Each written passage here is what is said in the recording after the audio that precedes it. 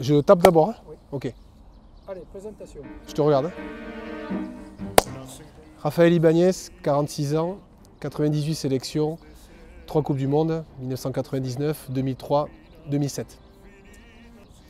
C'est un moment unique, un moment fantastique à vivre, parce que c'est surtout pour moi l'aboutissement d'un cycle de 4 ans, à l'image d'une Olympiade, j'imagine, pour les athlètes quand ils préparent les Jeux Olympiques. Eh bien, le joueur de rugby a cette chance unique de pouvoir préparer tous les 4 ans un événement mondial. Alors évidemment, il y a l'idée d'être à la hauteur, parce que c'est quand même l'ultime challenge, le challenge face à toutes les meilleures nations mondiales qui sont regroupées sur une seule même période. Et donc personnellement, c'est l'idée d'être à la hauteur de l'événement. Et ensuite beaucoup d'excitation, avec une part d'inconnu aussi, parce que même si pendant 4 ans on est monté en puissance vers la préparation de cette Coupe du Monde, il y a toujours une part d'incertitude sur bien sûr le résultat, mais l'esprit d'équipe, la façon dont on va aborder ce type d'événement. Ben, le fait d'être capitaine avant une Coupe du Monde, dans la préparation, ça amène une part de responsabilité supplémentaire, mais qui ne m'a jamais fait peur. Au contraire, ça a été toujours une source de motivation, un moment aussi privilégié, parce que je savais que lorsque j'allais m'engager dans la compétition avec ce statut de capitaine, je devais d'abord donner l'exemple en termes d'attitude, sur et en dehors du terrain, mais il y a une forme aussi de bienveillance vis-à-vis des copains.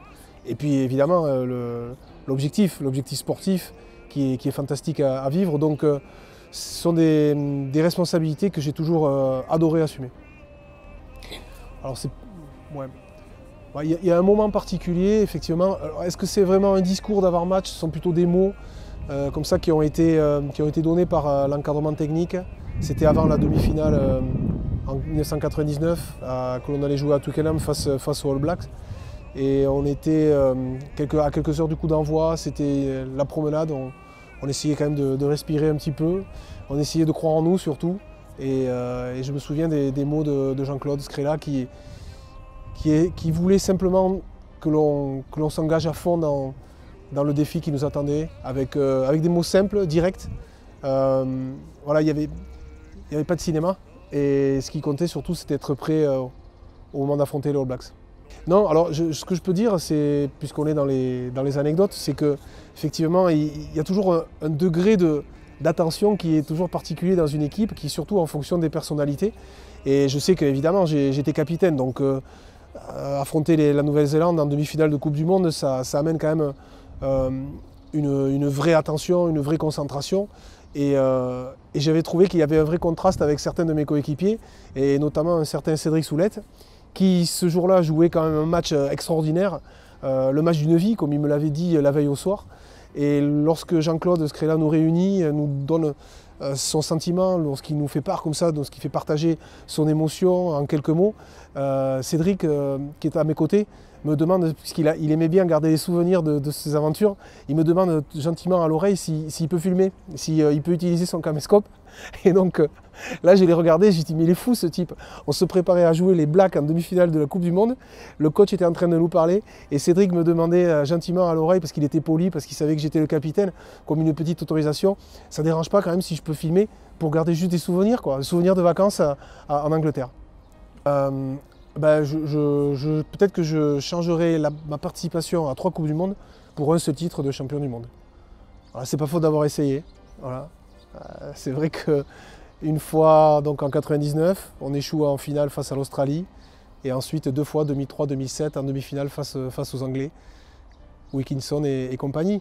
Donc c'est pas faute d'avoir essayé, c'est 12 ans de ma vie, 12 ans de notre vie, j'ai envie de dire, puisque évidemment c'est un sport collectif, et tous mes coéquipiers, je suis persuadé qu'ils ressentent aussi la même chose. Non, c'est pas de la malchance.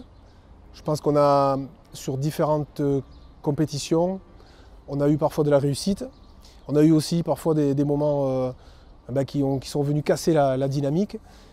La Coupe du Monde 99, par exemple, l'exploit est tellement retentissant en demi-finale que je pense qu'au fond de nous, on ne s'était pas réellement préparé pour être champion du monde et pour battre l'Australie en finale. parce qu'on n'était pas programmé réellement pour ça. On avait tellement de difficultés à créer notre équipe, notre groupe en vue de la Coupe du Monde 99 que finalement on s'est arrêté un match avant. Après 2003, c'est vraiment, je pense, une source d'énorme frustration parce que je suis persuadé qu'on avait l'effectif, on avait l'équipe, on avait le staff, on a tout été réuni pour qu'on aille au bout. Et ça ne s'est pas passé de cette façon. Alors est-ce qu'il y a une part de destin? Il n'a jamais plu en Australie pendant 10 ans aussi fort que ce jour de cette demi-finale face à l'Angleterre. C'est carrément un orage qui s'est abattu sur nous et puis la foudre aussi, on a pris la foudre, il faut le reconnaître. On était battus par des Anglais plus pragmatiques évidemment, plus puissants aussi. Et là c'est la source d'une telle déception qu'en montant dans l'avion de retour, j'annonce à Bernard Laporte que j'arrêtais ma carrière. Voilà, j'étais complètement lessivé mentalement et moralement. Mais malgré tout, je trouve encore les ressources avec certains de mes coéquipiers pour repartir à l'assaut de ce titre champion du monde 2007. Et 2007, c'est une configuration encore très particulière parce que c'est la Coupe du Monde, elle est en France. Voilà. Et après l'échec initial face à l'Argentine, on n'avait pas d'autre issue que de battre les All Blacks encore une fois en quart de finale. Donc là encore un match extraordinaire, mais suivi de peu d'effets. Donc je crois que pour vraiment franchir le cap, ce qui nous a parfois manqué, c'est à intensité physique, à préparation physique égale, à motivation collective égale, à ambition personnelle égale avec les adversaires. Ce qui nous a peut-être manqué, c'est 10% d'innovation, 10% de recherche supplémentaire pour pouvoir vraiment tromper l'adversaire, pour avoir cette forme de créativité. Et il nous a manqué peut-être à un moment ce coup de génie, ce coup de folie qui aurait pu faire la différence. Oui, c'est vrai que le parallèle paraît évident. Le parallèle est évident, ça fait 20 ans maintenant. Donc c'est presque une date anniversaire. Les Bleus qui vont s'envoler au Japon sont quasiment dans la même situation que notre génération sur cette année 1999. On avait, je crois, gagné un seul match dans l'année, un seul test match, si je me souviens bien, dans la pluie et le froid de Dublin en Irlande. Ce match où les peintures des sponsors avaient fini par nous maquiller involontairement. Et c'était vraiment la seule satisfaction de la saison. Tout le reste n'était qu'un long chemin de croix. Un véritable cauchemar lors d'une tournée dans le Pacifique, en Nouvelle-Zélande, Samoa, Tonga, où on a failli y laisser la vie plusieurs fois, sur le terrain notamment. Et puis contre toute attente, une forme de préparation commando. Et ensuite, je crois, les différentes personnalités, des caractères très forts au sein de l'équipe qui ont su se rassembler pour aller chercher quelque chose d'inouï. Alors en 2003, je crois que c'est vraiment pour moi le symbole le plus fort collectivement de la réussite de cette génération. Pourquoi? Parce qu'on se trouve les yeux fermés sur le terrain. Il y a une forme de jeu offensif hyper ambitieux qui fait que dès le début de la compétition, il n'y a pas d'autre mot, on terrasse nos adversaires. Jusqu'au quart de finale où l'Irlande n'existe pas, je me souviens encore de ce stade, Melbourne, le toit fermé, ce qui nous réussissait bien parce qu'on allait s'engager à fond dans un rugby hyper offensif, fait de largeur, de prise d'initiative. Et la conclusion, oui, c'est que la semaine suivante, face aux Anglais, à Sydney, j'aurais peut-être prié pour que le toit soit fermé. Ou en tout cas qu'on construise un toit à la hâte dans la semaine, parce que ça nous a desservi. Et malheureusement, collectivement, on n'avait pas les bonnes solutions pour s'en sortir face aux Anglais. Il faut savoir aussi que les responsabilités de l'équipe étaient partagées entre le capitaine, Fabien Galtier, les soi-disant leaders ou joueurs d'expérience dont je faisais partie, et la jeune garde symbolisée par Fred Michalak. Et Fred s'est retrouvé aussi, malgré lui, très rapidement sous le feu des projecteurs, parce qu'il réalisait une Coupe du Monde extraordinaire, et tout d'un coup, il se retrouve face au maître à jouer, Johnny Wilkinson, avec peut-être un peu moins d'expérience, un peu moins d'atouts pour adapter son jeu aux conditions. Et du coup, évidemment, Fred, je pense, trop responsabilisé rapidement, eh bien, se retrouve en difficulté, et tout simplement parce qu'on ne l'a pas aidé. Voilà. Moi, le premier, j'avais déjà fort à faire parce qu'on avait quand même en face de nous des joueurs extrêmement puissants et solides, et on était déjà en difficulté sur le secteur propre de la conquête. Et donc petit à petit, on parle souvent de cette épine dorsale, petit à petit notre match, notre équipe s'est délitée sous la pluie, ouais, ce qui ne lavait pas notre honneur, mais qui en revanche emportait complètement tous nos rêves de conquête. Oui, ben on finit comme on peut. Hein. C'est ce que j'ai retenu de cette expérience. On finit comme on peut et je pense que des champions parfois terminent leur carrière en connaissant un échec ou des moments un peu plus douloureux. Alors moi, c'est pas un carton jaune que je regrette vraiment, hein, honnêtement, parce que évidemment, en 99, on avait échoué face à une grande équipe australienne en finale, super organisée. En 2003, on se bat contre l'orage, on se bat contre la tempête, on se bat aussi contre des Anglais qui étaient supérieurs. En 2007, pour l'ensemble de son œuvre, l'Argentine mérite d'être sur le devant de la scène. Pourquoi ? Parce qu'ils nous battent sur le match d'ouverture, ce qui constitue personnellement la plus grande claque jamais reçue au niveau international. En étant capitaine, ça a été vraiment dur à vivre parce que malgré notre attention, notre bienveillance, le souci du détail, collectivement, tous les voyants étaient au vert. Et ce match d'ouverture, ce premier match au Stade de France, cet échec-là, je ne l'ai pas vu venir. Après, fin de la compétition, champion, pas champion, il s'agissait pour moi de laisser une petite marque de tendresse envers mes amis argentins. Donc oui, l'image que je retiens d'une Coupe du Monde, en tout cas, c'est celle de Jonah Lomu en 1999, lors de la demi-finale face à la Nouvelle-Zélande, donc à Twickenham. Et il prend un ballon plein champ, il lui reste 30-40 mètres à parcourir. Toute notre ligne défensive est à ses trousses pour essayer de l'arrêter et lui il fait strike sur tous les joueurs et il finit par marquer. Et là je me suis dit qu'en face de nous on avait quand même un phénomène. Le conseil, j'aime pas donner des conseils moi, mais le premier point c'est de bien se préparer évidemment, de se préparer surtout à vivre des échéances très rapprochées. Donc physiquement, ça implique vraiment d'être au point. Alors c'est vrai qu'aujourd'hui, il y a des changements que l'on peut opérer plus rapidement sur le terrain. Il y a une forme de rotation que l'on peut imaginer en privilégiant l'esprit d'équipe. Mais à la fin, les grands champions sont ceux qui se retrouvent pour le quart de finale, la demi-finale, voire la finale. Voilà. Et être prêt pour ces échéances-là, ça implique une grosse part de préparation en amont. Et ensuite, mentalement, 2 points pour moi, ne pas décevoir les proches, parce que les proches et les coéquipiers, la famille, parce que quelque part, quand on part pour une Coupe du Monde, on est un peu les ambassadeurs. On amène avec soi un état d'esprit, une réputation. Donc il y a une réputation à tenir, mais cette fois-ci à l'échelon mondial. Et ensuite, être en mesure aussi de vivre, de partager ça avec les coéquipiers. Parce que ça reste unique. Bon, aujourd'hui, je ne me souviens pas réellement des scores des matchs, pas forcément des actions, des essais, quelques flashs de temps en temps. Mais en revanche, ce dont je me souviens très bien, ce sont les visages de mes coéquipiers, de ceux avec qui j'ai eu la chance de partager ces moments-là. En ce qui me concerne, j'ai un souvenir très fort de notre préparation de la Coupe du Monde 2003, puisqu'elle allait se dérouler en Australie sur une très longue période, et notamment avant le premier match de la compétition face aux Fidji. Je crois qu'on avait à peu près 2 semaines de préparation et d'attente surtout sur place. Donc alors que nous partions pour la Coupe du Monde, donc les sacs, les bagages, enfin une sacrée expédition quand on est plus de 40-45 personnes à vivre cet événement-là.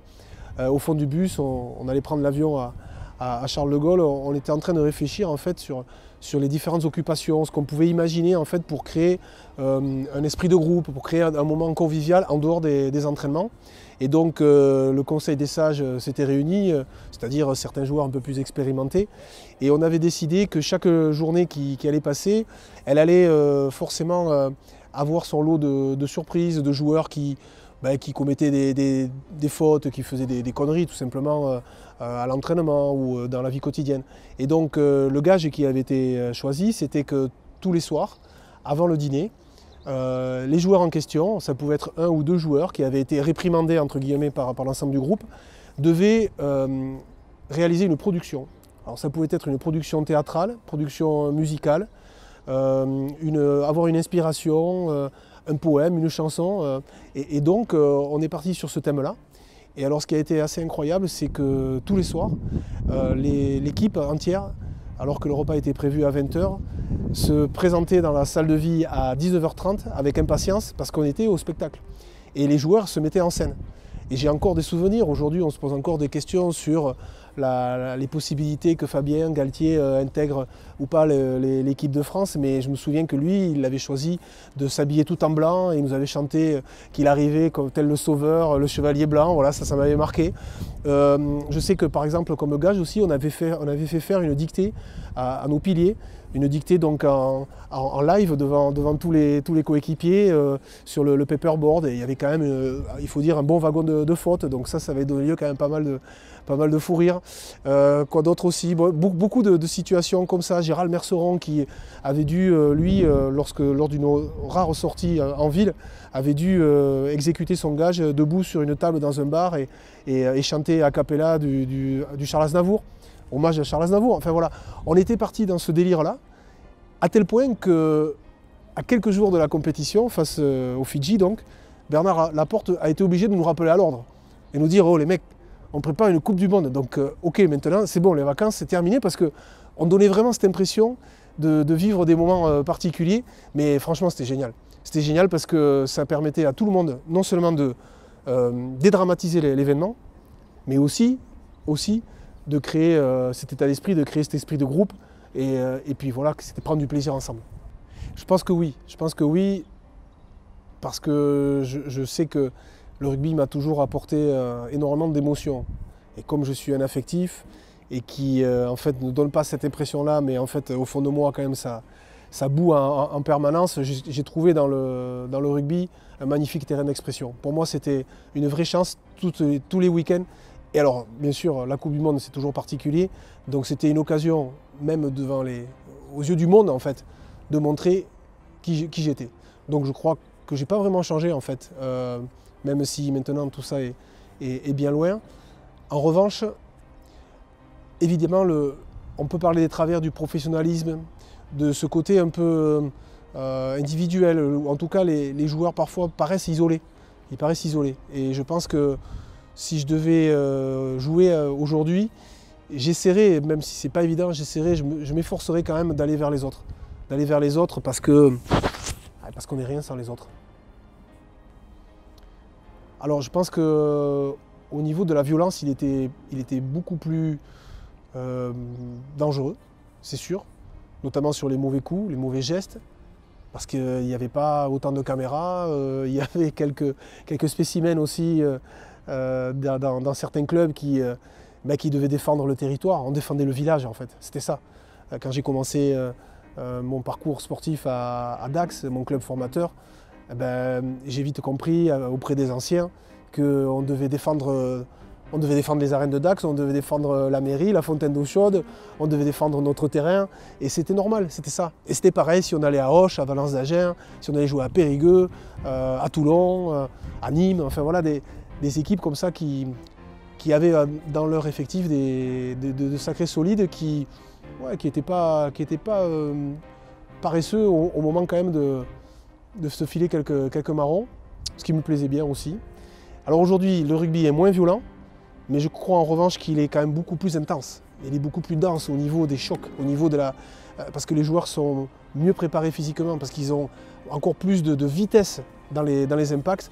Donc en ce sens, il y a eu une évolution qui effectivement amène aussi à se poser des questions sur la sécurité des joueurs. Le futur immédiat de l'équipe de France, il est trouble. On est dans une période extrêmement floue parce que l'équipe ne gagne pas ou pas assez. Selon moi, elle est aujourd'hui située au 10e rang mondial, ce qui me paraît être aberrant, comme une anomalie en fait. Ça ne correspond pas à notre ADN, à l'ADN du rugby français.